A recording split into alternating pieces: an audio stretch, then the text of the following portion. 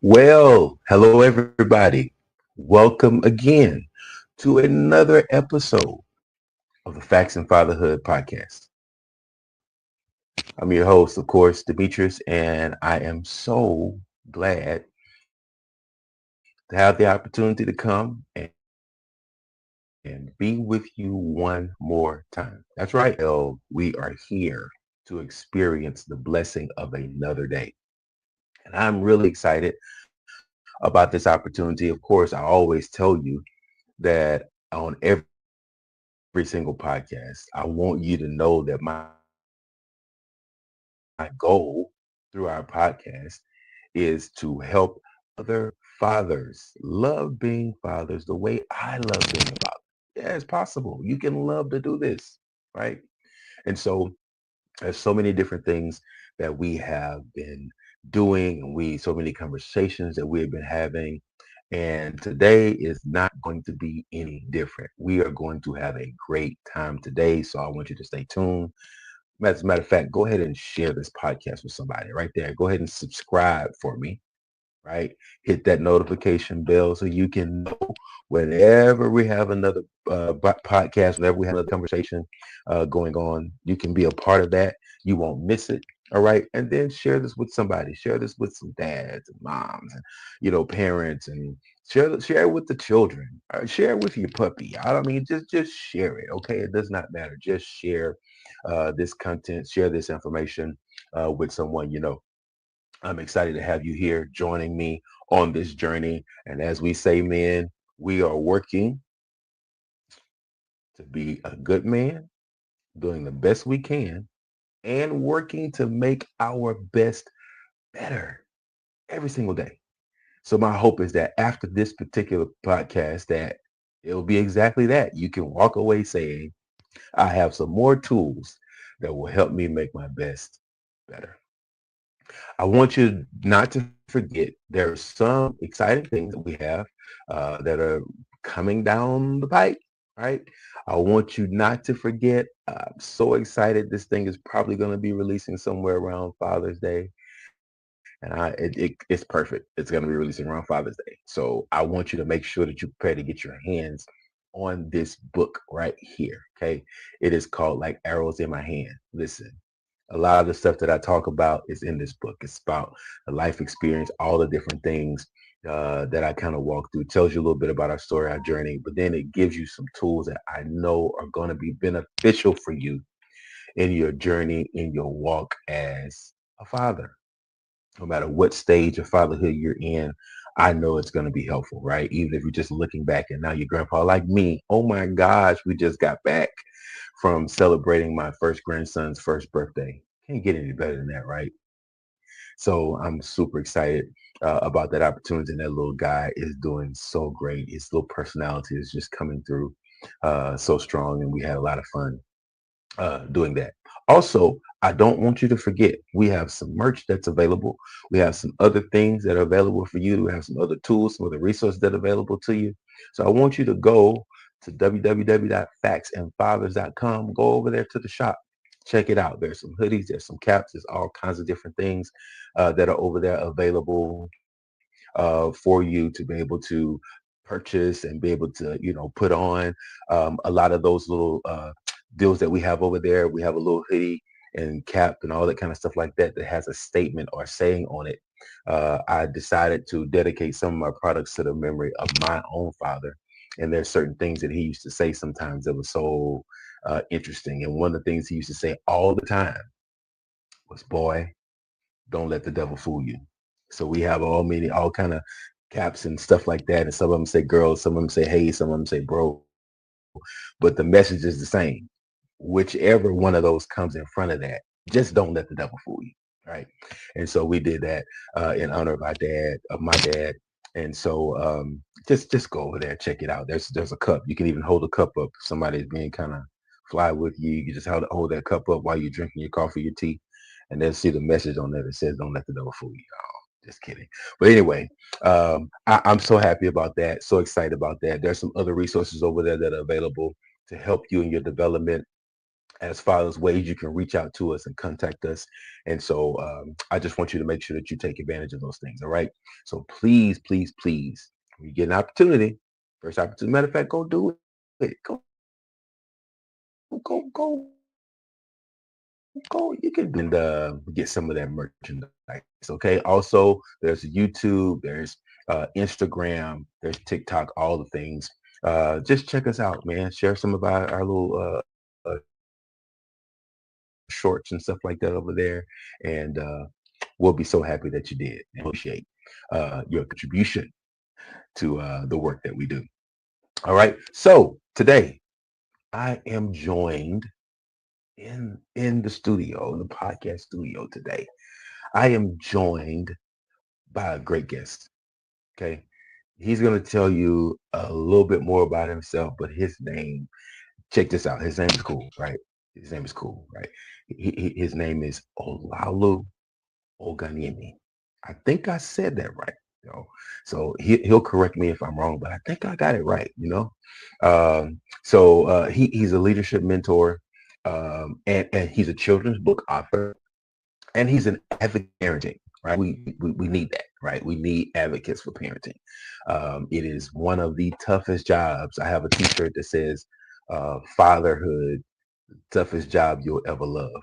It's a tough job, right? But it's a lovable and it is a doable job. And Olaolu has a great background in leadership. He's really, really great at inspiring and connecting and just really helping to empower the next generation and to support those of us as parents, him being in the same boat as we are, to help us along the journey. All right. So if you all would do me a favor and just please welcome to the Facts and Fatherhood podcast, my guest, Mr. Olaolu Oguyemi. How are you doing today, man? I'm doing so well, and thank you so much for this opportunity. I think it's really a blessing to be able to share the stage, the virtual stage with you, and be able to inspire some of these fathers. I'm very excited to be here. Yes, sir. Absolutely, absolutely. So, man, I don't know. I've learned over time that there is really, I know in the Hebrew language, there's really no such thing as a coincidence. Like everything happens for a reason and there's an intention behind all the stuff that happens. And so I'm really, really grateful that we had an opportunity to connect, and I had an opportunity to find out about some of the things that you do, and I'm excited for the audience to learn about some of the things that you do that support and advocate for parenting. And of course, our emphasis here is fatherhood, but of course, we want to help whoever is doing in the job of parenting. Our emphasis and focus is on fathers, of course. But man, I don't think parents can have enough advocates, people that are in their corner. That are advocating for this role in this job of parents. So I'm excited for you just to jump in, man. Tell us a little bit about your story. Tell us a little bit how you got here, why you do what you do. Tell us what you do, all the things. Let's go. Let me hear from you. Absolutely. So I 100% agree. There's no coincidences. And I believe that the alignment, the powerful alignment of this show with what I'm doing, you talked about advocating for parenting, but the thing that you talk about all the time is making fatherhood enjoyable, making us love being dads, making us love being parents in general. So that alignment is perfect. And that's really what I'm all about.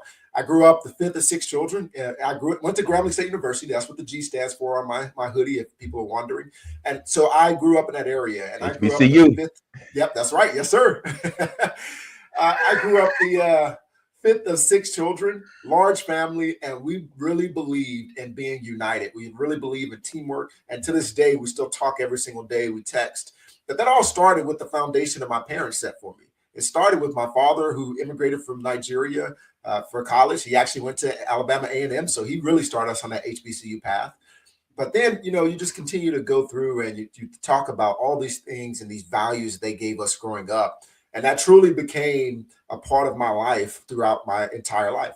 Now, of course, that didn't mean I didn't have struggles. I had many struggles that I had to grow through. I had to grow through insecurities. I had to grow through all the identity crises that I believe that a lot of young men go through. I had to go through the even rejection of my own name, my father, and who I am as a person. I thought that was a very important role part of my life because again, I grew up in Grambling, Ruston, Louisiana, and if you didn't know, there's not a lot of local Olaolu Oguyemi's there, right? It's just how it is. And so it's really trying to go through that and find myself and find my identity and learn about who I am. And so that's really what led me, I think, on this path to trying to find a way to grow and develop. It led me on a path to find extracurricular activities like basketball and sports in general and all the other things that we have.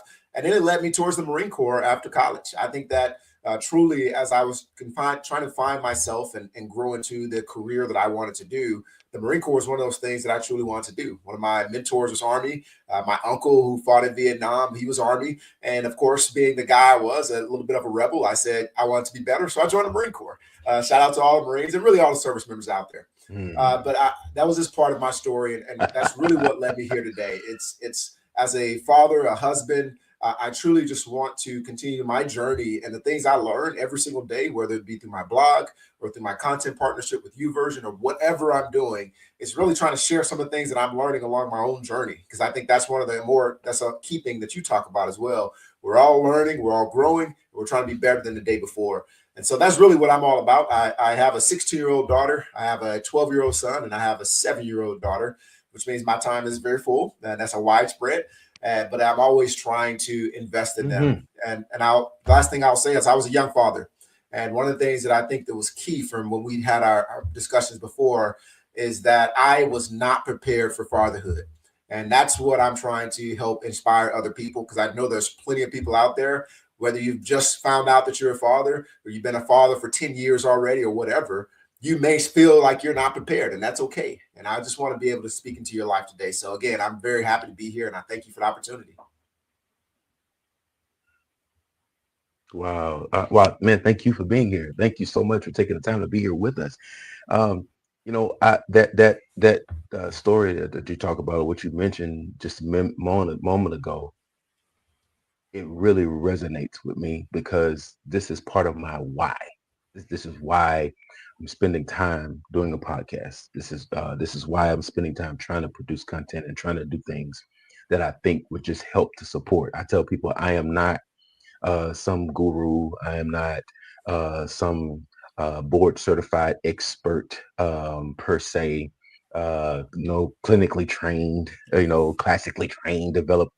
I said, but the University of LIFE, okay, and my experience as a father has taught me so much, and I just felt like that it was important to be able to get in the space to be able to try to provide some healthy wholesome conversations, some tools, all the kind of different things that will really help. Because I think in our conversation before we were on the podcast, I was talking about how, man, the day that I held my first son in my hand at the hospital, I mean, that was a surreal moment of vulnerability for me because it was like, man, at this point, I feel and I have a ultra awareness of everything that's not right with me.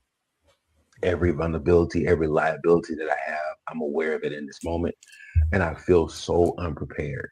I don't know what I'm supposed to do, like how I'm supposed to feel. Like it's so many different things that's wrapped up into that. And a lot of times people respond in not necessarily the best way to that place in that space of vulnerability. It kind of, puts you in a place where you can kind of feel hopeless. And some people, actually give up and, throw away that, wonderful opportunity. And so with that being said, I like to talk to you a little bit more about that reality of insecurity. And, I know we talk about we take those moments of insecurity and like grow through them, right? Instead of allowing the insecurity and allowing that sense of liabilities to govern or guide us in what we're doing. How do we take that moment and grow through it? Yeah, phenomenal question because I 100% agree that those insecurities, they just continue to sort of rear their ugly heads all throughout our lives. You know, whether for me, it started in childhood. Again, I already told you that I legitimately did not like my name. I'm not joking when I say that. I mean, when I walk up to people and I go to introduce myself, one of the hardest things that I had is when I would go to shake their hands, I didn't even want to talk to them because I knew the next thing coming out of their mouth was going to be, what? Whoa, whoa, whoa, whoa. So now, and it gave me that immediate feeling of rejection, right? And that was my first bout with insecurity. And I didn't realize it at the time, but that was the bout I had. It's like I didn't want to tell people my name. I was overweight as a kid. I had this gap that was wide in my mouth, and all these things. The list goes on and on of the list of reasons that I felt insecure. So much so that a guy who has a bubbly personality, I mean, if you would have seen my 4 or 5 year old picture of myself where I have a cowboy hat on and boots, and I used to have the biggest smile in pictures. But then you transition that to about my middle school, junior high, maybe even early high school years, and you see this different person. And that dynamic there is important because what I realize is that as we go through those things and we don't really address them and understand, we don't name them and understand what they are, they would rear their ugly heads again in the future. And what it looks like for us as adults, and like I'll speak for myself personally, it looks like me arriving to my first job as my first career as a Marine, and I'm leading 80 people, and I hear somebody whispering around the corner, right? What are they saying about me? Right. And this is not even a reality. It can't even, they may have been talking about something completely different. But why did they get quiet when I walked in the room? And now I'm starting to have these things, they're starting to reverberate in my mind. And that's because I never once faced that insecurity back when I was in middle school, junior high, and early high school, or maybe even elementary. And that's really what it's all about. So it's really just facing those things and naming those insecurities, understanding what they are. So that way, when you feel those moments, especially as Mm. adults, you're able to go back and say, okay, now I know what I'm going through. I know what I have to face. I know that this may or may not be reality, but the most important thing is I know how I can react to this because this is an insecurity that I have been dealing with since I was yay big. And I've learned how to now react to this. I learned how to set myself up for success in the future. So really that's my thoughts on insecurity. It's knowing that it is a consistent journey. I don't know if you can fully grow through insecurity into this, get to the other side. I think the other side is probably heaven. But I truly believe that as we grow through, we learn how to react to it without a negative way or ruminating on the past or the negative circumstances around us. Got it. Got it. That's just so true. Because I love how you say name it, like call it what it is, because you really can't deal with what you won't face, what you won't confront, right? You tend to kind of try to bury it, try to run away from it. But the truth of the matter is, like, man, when that thing's standing in front of you, I mean, you have to face it head on and deal with it and be honest, you know, about what it was. Like I said, that was my conversation with God. I was like, man, Lord, I don't have a clue what I'm doing, right? You are going to have to show me. You're going to have to teach me. Because if you don't, okay, this is going to be a mess, right? And it kind of reminds me of a verse of a song that we sang when we were in vacation Bible school and Sunday school back in church. And it's a little song that says, "Yes, Jesus loves me." Right? There's a little chorus in there that says, "Little ones to Him belong. They are weak, but He is strong." And it's like that. That is a reality of our lives. That I have to be able to admit, recognize my weak. And you know what? I learned over my journey, it's a good thing that I had enough of an awareness of my vulnerabilities, that I had enough of an awareness to recognize where I needed some help with, And thankfully, the Father was so faithful to really kind of guide us and direct us. And now the children on the other side of life, and they're in adulthood. And I tell people this is like, for me, when they ask me, how do I feel? The only word I probably can get, and it falls short of really expressing that, I feel this thing for me, to now see what the results of the investment of time that my wife and I put into the raising of our children. And now, with the way we had it set up, I don't think I talked to you about this before, but the way we had it set up, I told you I had 3 children, have a son, and then I have a set of Barco twins. But I didn't tell you that they all have the same birthday, right? So they're exactly apart. My oldest son and the twins are exactly your. I know, I know, I know, I know, I know. And it's so interesting. I say, God has a sense of humor, right? So it's like we went from all the things of life and investing all this time in them, and it's baseball and football and basketball and volleyball and track and all the things, and you're investing all this time, and then all of a sudden everybody's leaving at the same time. So that's a different space there. There's a different type of vulnerability that you feel there. You always having the mind ready, all the things, right? And so again, it's like, first of all, I have all this time, and like I said, that's how I got here. It's I know that somebody can benefit from all of that experience that I had. Now, one of the things I found that was very, very key, and this is one thing I say I am unapologetic about in talking about on this particular platform, this particular podcast. I talk about the reality of how my relationship with the Father, how my faith was paramount, was absolutely essential in me having the success of how I deal, how I manage, how I raise my children, how I lead and guide my family. We had this principle that was a guiding principle for us, and that was this, and that is the word. The word of God is the final authority in everything. And we kind of adapted that a little bit over time and said, no, it is not just the final authority, it is the first and final authority in everything. And so that my faith and my faith, it guided me as a father. It guides me as a husband, all the things. And so I want to hear from you. Talk to me a little bit more about the reality, the necessity of how faith plays a role in an essential role in what we do as fathers. Yeah, absolutely. Thank you so much for that. And first of all, I love what you're talking about there because it's something I we talked about in marriage counseling, and I'm sure people have heard of this, but it's the triangle.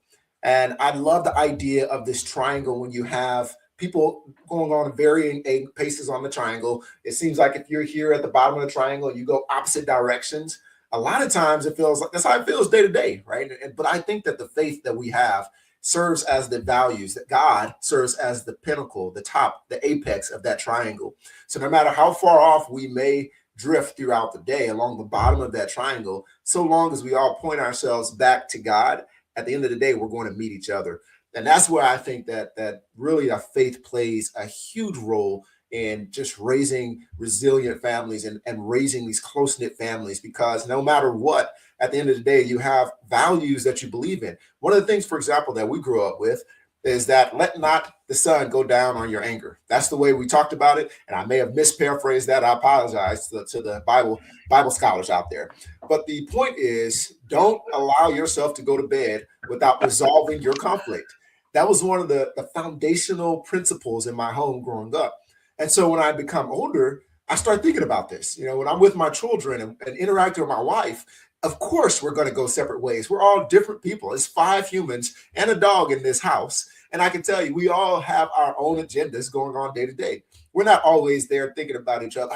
Let me best serve you, and let me rub your feet, and let me think. I wish that was reality. That's just not the reality of all of us. Every single day, we have different ideas. We have times we want to be there ourselves. Mhm. Sometimes we're stressed out because of work or home life. Sometimes, I woke up with a headache and I just stepped off the bed wrong. There's other situations that influence us and how we interact with each other. But the beautiful thing is, if you have a principle that you all can come back to that says that, hey, no matter what happened throughout the day, we may have come at each other head on and clashed. At the end of the day, we're going to come together and we're going to resolve that conflict. That's really what I believe the benefit of having faith in your home that drives you. And there's something else about it. And this is something I had. I was sitting in my vehicle and I was just about in tears thinking about like how proud I was of my children. And it's just one of those random days. I was driving into work. It was early in the morning. It was dark. And I'm just like, for some reason, I'm just thinking about like all their accomplishments, even as they're young. And I just like, I was getting goosebumps just thinking about it, just so proud. And then I just heard this voice, and it was the most beautiful thing in the world. I heard this voice now. It said, "You feel that pride that you have for your children? Now imagine the pride that I have in you." And man, that made me sit back and say, wow, That's just the beauty of faith. No matter what's going on in life, no matter how stressed out you may be, no matter how bad it may seem, you have this individual who is immensely proud of you, and he wants you to thrive. It legitimately, God just wants us to thrive, and that's why I get so excited. That's why I believe faith is important in my life, is because I know I serve for a higher purpose. I was born for a purpose, and it was to really just bring glory to God's name. And He's allowing me through platforms and partnerships with you and people like you that are going out and serving these men and serving these areas to continue to sow into lives and help grow people through their journey. And that's all because I live with a higher calling. I live because I know He put me on this earth for a reason. And that's what faith is for me. It truly does drive everything that I do. Hmm. And it allows me to bring the family in at the end of the day and say, hey, we may have messed this up. But you know what? Today we get to forgive each other because we extend grace because God extended grace to us. And it's the same concept. Now we come back together. Hey, we messed up yesterday, Exactly. but we can be better tomorrow. Absolutely. I love that because it's just, you realize, and the only thing I want to do, the only person I want to be better than is the person that I was yesterday. And when I think about this, one of the greatest revelations, because, and I talk about this, okay, shameless plug, make sure you get that book when it comes out. But I talk about the reality of how um, there was a revelation that occurred to me one day as I'm in my process, right? And this was a process of me thinking about my relationship with my father, right? My father was a man of faith. My father was a scripture Bible man. He was born in 1945, and he used to like to joke sometimes and say, because he was born in 1945 at the end of World War II. And he used to like to joke and say, he said, the reason why they ended the war is because they knew I was coming. So he used to say that. But he's born in 1945. So he lived through Jim Crow and all the things. That was his reality, is what he grew up in. So he grew up in an environment where it required a certain amount of toughness, right, from them. And so that translated into, his raising and rearing of us. So he was very, very tough, very, very hard, and very, all the things. And so there was different elements that were kind of missing, in that relationship dynamic that we had. And so, there was a lot of issues sometimes that, presented themselves. And it wasn't until sometime after I had my first son, I'm really kind of sitting and having one of those random moments, like you say, like you had, and I'm thinking about my relationship with my dad, and I'm thinking about my relationship with my son, what it's going to look like, and what I want that relationship to look like, and how I want to, you almost kind of don't realize you feel the need to kind of compensate in an area that you didn't necessarily feel like you got enough of. And but this is the first part of revelation for me. I'm sitting there, and as I'm sitting there, I think about my dad, and I think back to the moment of when I held my son the first time. And I think about how vulnerable I felt, and I was thinking about how much I still didn't know, and how much of the future was unknown. And I thought about how imperfect I am, right? You talk about extending grace. Thought about how imperfect I am in that moment. And I was like, it hit me. I was like, whoa. I suddenly realized in my adult, more mature life that I didn't understand as a child, that my dad absolutely did the best he knew how to do, right? But he wasn't perfect. He can't be perfect. Like, I'm not going to be perfect, right? And so it prompted me to I called my dad, and I had a conversation with him. And it was one of the conversations that we had about, hey, all the things, and, forgiveness, and, tears shed and all that kind of stuff like that. And I said, my dad, my main reason for calling you is I felt like I need to call you right now and say thank you. Thank you for doing with us what you knew to do with us. Thank you investing in us and showing us the things that you did show us that you knew how to show. And I can't tell you how much in that moment was, first of all, healing for me. Okay. In areas that I really didn't would have known was still there, right? Just that conversation and that thank you to him and that me recognizing how imperfect it is. But then here was the second part of the revelation. Second part of the revelation was, but you do have a perfect father. Mm. And it's me, right? And so it hit me. And so it was one of the most powerful moments I think I've ever experienced in my life, where the father says to me, this is what you do. Because I know you wanna things to be different. Know you want things to be better. You father your children the way that I father you. Because the relationship that they have with you as their father is going to be the first indicator or the first pattern. It informs the pattern that they will later develop in their relationship with me as their father. And man, telling you to look at, you know, how does he handle me when I mess up? What does that look like when I need forgiveness? What does that look like? What does his correction look like to me? Right. I mean, it was like, man, I could escape. I don't have to follow the imperfect template because I have a perfect one to follow. I have a relationship that's happening between me and him. And it's like, man, all I have to do is just copy what he's doing when he's dealing with me. And it's like, man, that just revolutionized everything for me, man. I don't know. That just, like children say today, that hit different. It just did. Um, and so, man, I realized how being intentional, about those things, and you have those things, and so, I mean, I mean, isn't that something? I mean, talk to me a little bit about that. Just, it's amazing. Yeah, you said a lot there, and that's really powerful because Yeah. we do have the perfect father, the perfect template to follow, and that's the beauty of it. Because the when you realize that, I think you embrace that, not just realize it, but you embrace it. That becomes very, very powerful, and that goes back to something we were talking about earlier. A lot of times, because we're men, we want to fix immediately, right? We see this model, like a lot of people will see this model and they'll think about it and they'll say, okay, now I'm talking to God. I feel like I see God and now I'm going to fix this thing.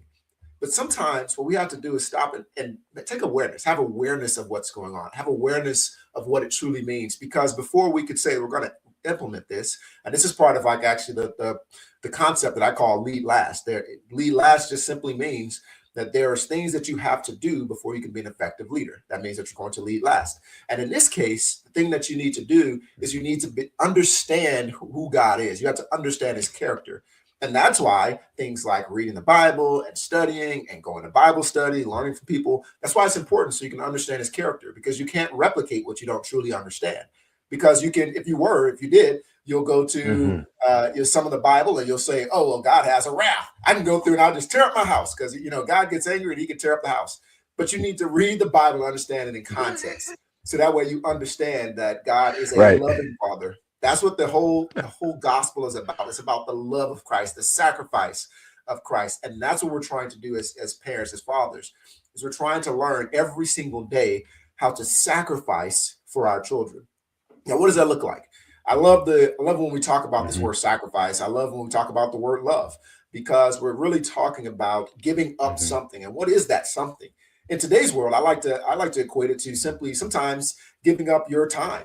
Giving up literally being present, and Hmm. that's what something you're talking about. It's doing what you know how to do. So if you're a parent, if you're a father, and you know how to build cars, and you're a mechanic, you're mechanically inclined, or say you're a plumber, or maybe you're a writer, no matter what your profession is, use that to spend time with your children. Go into their rooms and read with them. Do what you know how to do, right? Don't try to just go out and you may hear some tips on here. You want to apply it. Of course, we have frameworks and we want you to practice these things. Yeah, absolutely. But do what you know how to do. Be present. That's what you're talking about with your father. Like he was present. He was doing his best based upon how he grew up and the things that he learned throughout his life. And you have to do the same. Just continue to do what you believe because that presence is important. So you're sacrificing your time to give to your children and invest in their lives. You're sacrificing your ego, and that's a big one. Because here's the deal. Like I know we talk about, like I said, we talk about our anger and our frustration, and a lot of times as fathers, as parents, I think we sometimes have our ego is what gets in the way of us truly teaching our children and helping them build the resilience that they need. And I'll say it. The reason I say that is because there's been many times in my life where I've gone to correct my child, and the correction I'm giving them is a correction because I'm embarrassed. I'm correcting them out of some kind of feeling that I have. I'm not just correcting them so I can teach them how to be better or teach them how to understand the world. I'm correcting them because you showed out and you embarrassed me in the store. So now I got to get through my feelings and my emotions about you embarrassing me. And then at some point, maybe at the very end, I'll get to the actual correction and life lesson. And that's something we have to continue to flip on its head. That child, they ran off at the mouth at you. And now you got to show them, hey, I'm dad. My son will never check me. Let me get him up against that wall real quick, snatch him up and show him that I'm pops.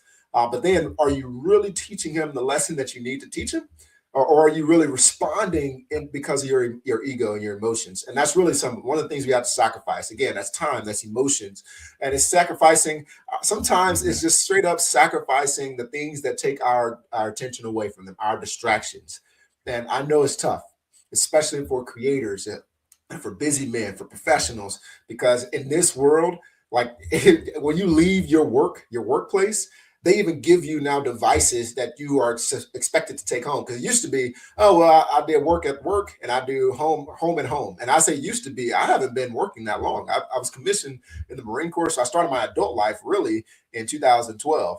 And so when I say it used to be, I'm not talking about like some, 20, 30 years ago. I'm talking about literally in the last 10, 15 years, we've transitioned from a place to where all the work was happening behind a desk in a home, in your workplace, to home now, and you're constantly getting emails, you're constantly getting calls, and it's almost like the work day never ends. But you still have to sacrifice something for those children. You have to sacrifice the things that are important. And the last thing I'll say, and this one's going to sound a little bit counterintuitive, but I want people to stay with me. I would say you sacrifice at times the thing that you deem your purpose. Now, this was tough, and I had to wrestle with this one for a while, but it was because I was reading and studying, and I was trying to figure out this, how can I now prioritize the things that I know that's important. And I know I want to go out and impact the world and change the world and do all these great things. How do I prioritize that versus spending time with my children? And something simple happened. My daughter came to me when I was writing an article, and this is one of those heartfelt articles that I was like, okay, this is going to be great. I think this is going to change the world. It's blah, blah, blah, all these kind of stuff. And my daughter came to me and said, hey, Dad, can we ride bikes? And I remember sitting back like, why in the world would my 5-year-old, I think she was 5 at the time, come in and ask me to ride bikes? She must not know what I'm doing. Right? I'm in here trying to change the world. And in that moment, like I heard myself as I told her, hey, not right now is what I told her. But in my head, I'm listening to like this loud voice, like, dude, you're doing important stuff. Like, tell her to go play with her friends. And that's the tension we feel day to day. And so how do we get there? And one of the biblical examples I have is the story of Mary and Martha. Jesus came over, Mary's in there just hanging out, just chilling with Jesus, having a good time. And Martha is in there like prepared. She's doing the thing. She's like, hold on, we got this dude that came. We got to get him ready. We got to set him up right, And that's the story that I really God led me to as I was thinking about this tension. Martha's doing the right thing. She's doing all the protocols. Like she's making sure that he's taken care of. I like to imagine it's like a Thanksgiving meal. And she's laying out all these things. And Mary's just in there chilling. Right? She's just hanging out. So Martha's just like, hey, come on, Jesus, you see this? I'm in here slaving behind this counter and I'm trying to get everything ready. And she's just in there hanging out. Tell her to get up and come out, come help me. And Jesus is like, well, I mean, I'm here. Right. So probably the better perspective, and obviously I'm paraphrasing, but the better perspective would be if I'm here, perhaps you shouldn't spend all your time preparing all these great things. And maybe you should just come hang out with me and spend some time and connect. And that story, when I was thinking about it in that moment, that small moment with my daughter riding bikes, it resonated with me, and it really helped me to understand that we just have to look at that balance every single day. When is it time to sacrifice that thing that we believe is important, to spend time with our children and invest more time with them? And those are the kind of things that I think that modern parenting really desires, really calls for. It's telling us that we have a lot of stuff that we need to do, but we have to find a way to continue to invest and sacrifice for our children.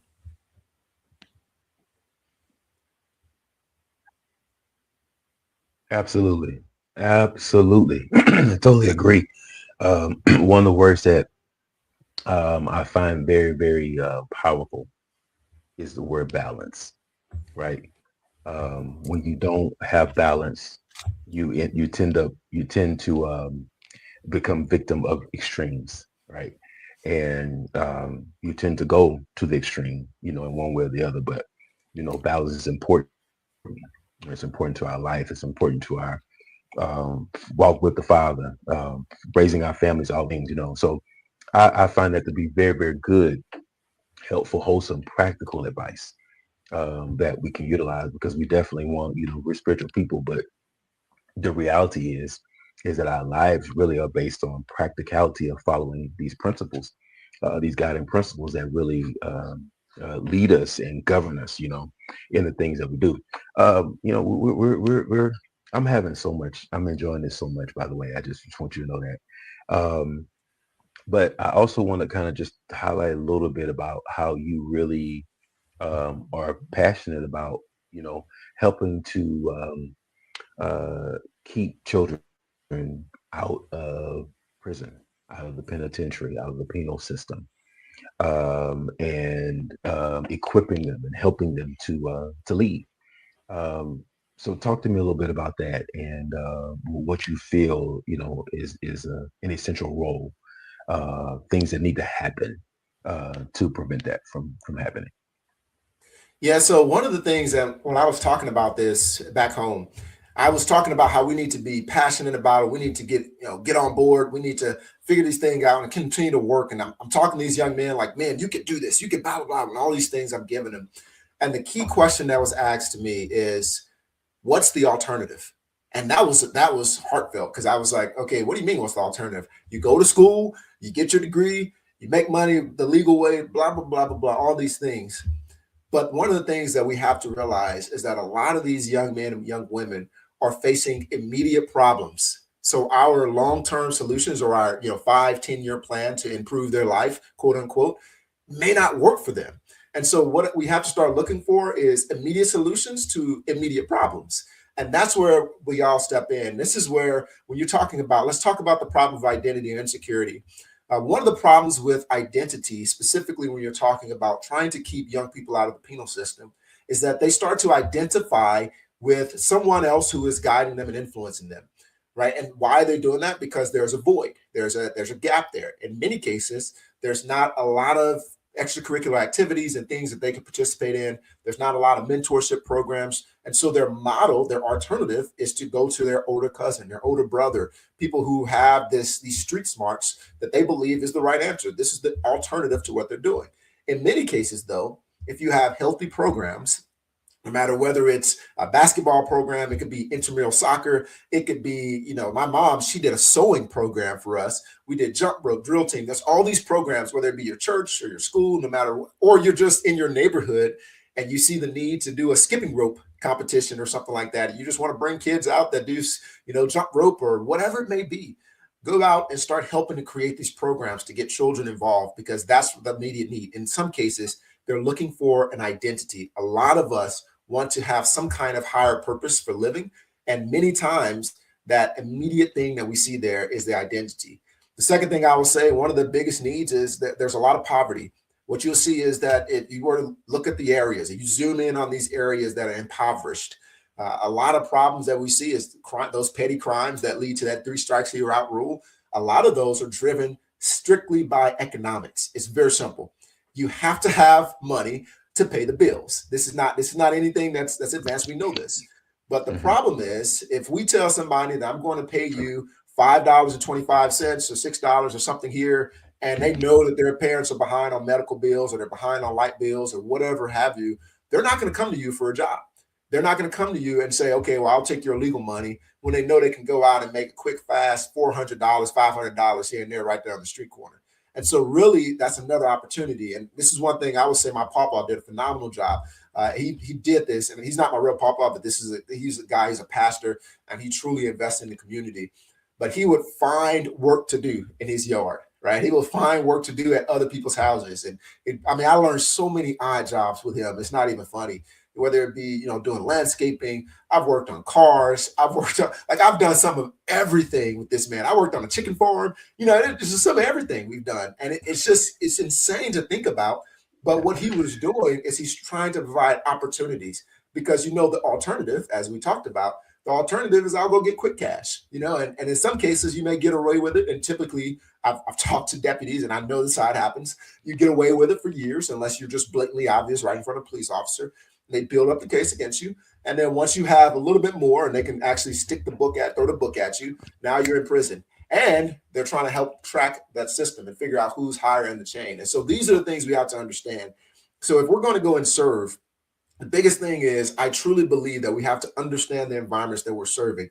And that's where all these community organizations and these other people who are embedded in this community, I really, if there's anything I can urge you to do, is truly go out and understand the need, because you're in these communities, you know what's going on, and then meet that immediate need in some way. Find a way to meet those needs, because those children out there, they're looking for an alternative. And if you don't meet the need, they will find an alternative. And unfortunately for us, it's disproportionate. These young men, especially these young Black men, are finding themselves in very peculiar situations because they found an alternative, and then they don't see a way out. And this is one of the hard parts about some of the guys I grew up with.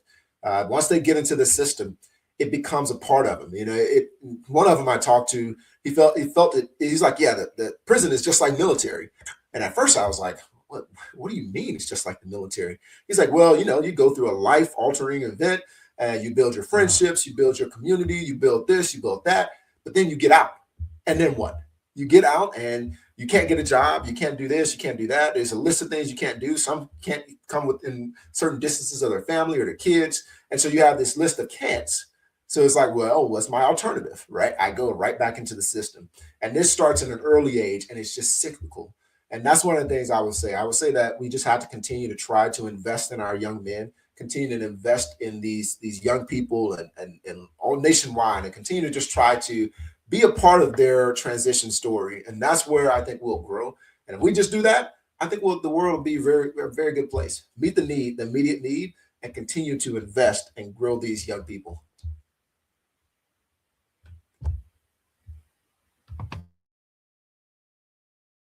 I think you make a very, very valid point there. That when you see and recognize that need, jump in there.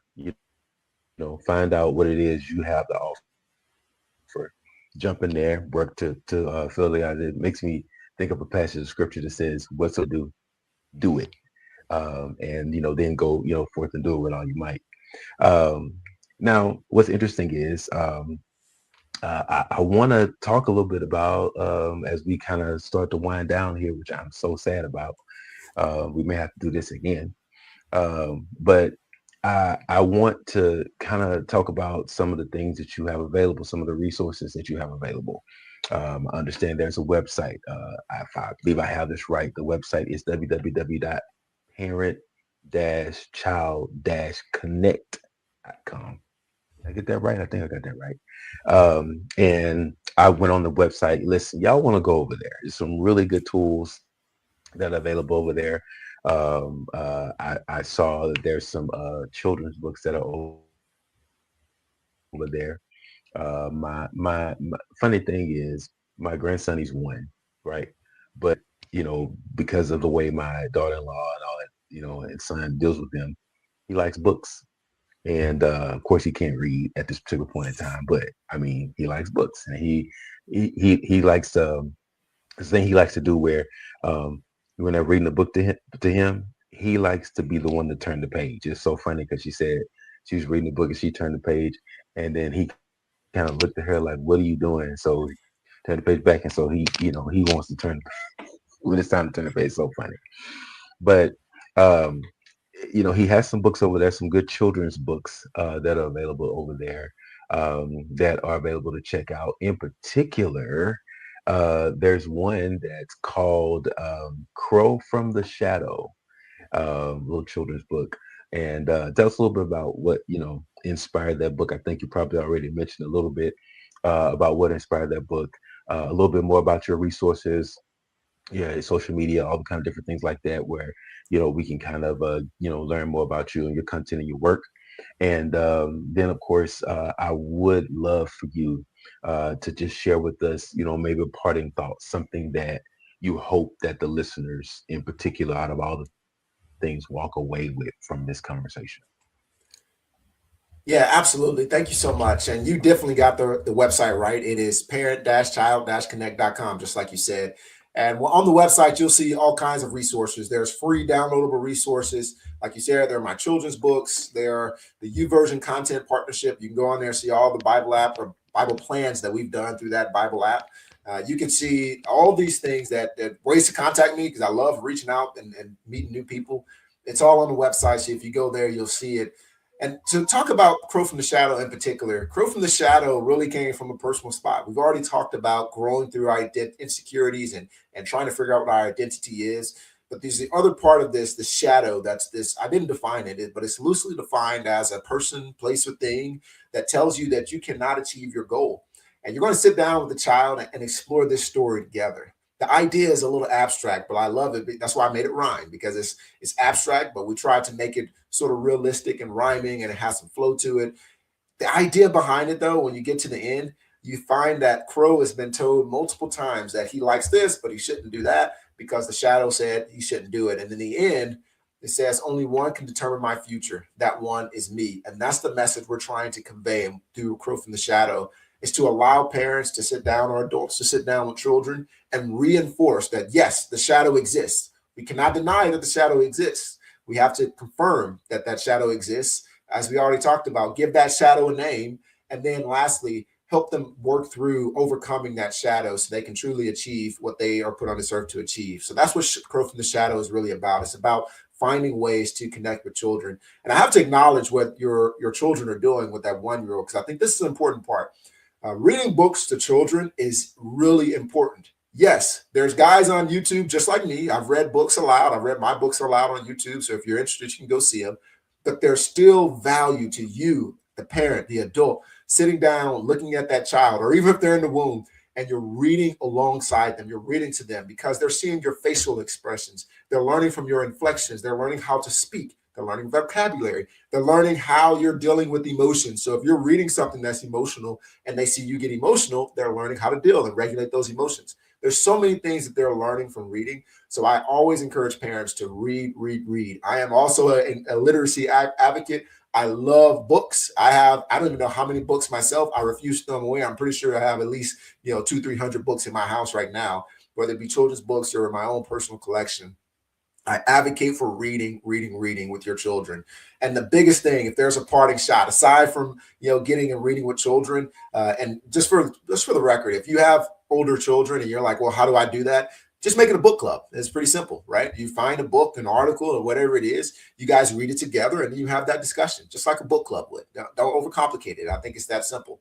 And if there's a parting shot that I must give, though, it's that I encourage every single parent, every single adult out there to invest in yourself. Yes. Never forget that you cannot pour from an empty vase. That means a lot, because at the beginning of the day, every single day, I believe that we should invest at least 10 minutes in our physical, mental, emotional, and spiritual areas.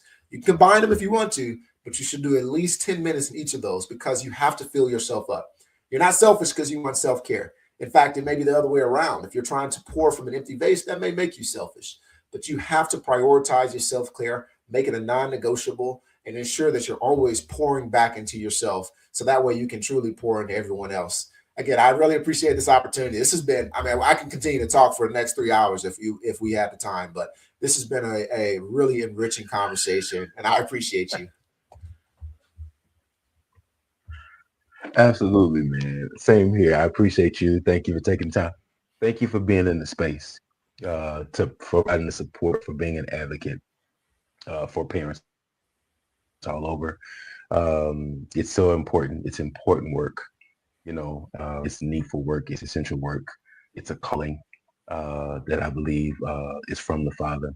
And I know that many people will continue to be impacted. I'm really grateful to be able to connect and build community and connection relationship. I'm going to be digging into the site. As a matter of fact, I'm already planning to get my grandson some of those couple of those books for him to turn the pages in and all that thing, man. So I appreciate what you're doing, the work that you're doing. Just encourage you to keep going. And listen, audience, you heard it. Go to the website, check it out, right?